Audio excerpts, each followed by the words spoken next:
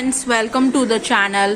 இன்னைக்கு நம்ம இந்த ஃப்ரூட் பேஸ்கெட் எப்படி செய்யறதுன்னு பார்க்க போகிறோம். இந்த ஃப்ரூட் பேஸ்கெட் கொஞ்சம் டிஃப்ரெண்ட்டாக பண்ணியிருக்கேன்.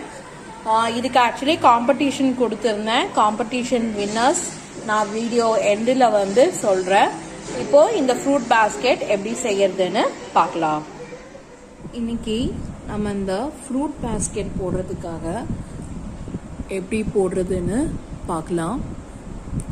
இந்த ஃப்ரூட் பேஸ்கெட் போடுறதுக்கு நான் இந்த ரெண்டு கலர் சூஸ் பண்ணியிருக்கேன். இது ஒரு மாதிரி ஆலிவ் க்ரீன், இது ஒரு மாதிரி ப்ரௌன் ஷேடு கொடுக்கும். ஸோ இதோட இந்த சாண்டல் வைக்கும் போது அந்த இங்கிலீஷ் கலர் நல்லாயிருக்கும். அதுக்காக தான் நான் இந்த ரெண்டு கலர் சூஸ் பண்ணியிருக்கேன். ஸோ இன்றைக்கி அந்த ஃப்ரூட் பேஸ்கெட் எப்படி செய்யுதுன்னு பார்க்கலாம். ஃபஸ்ட்டு நான் 15 வயர் கட்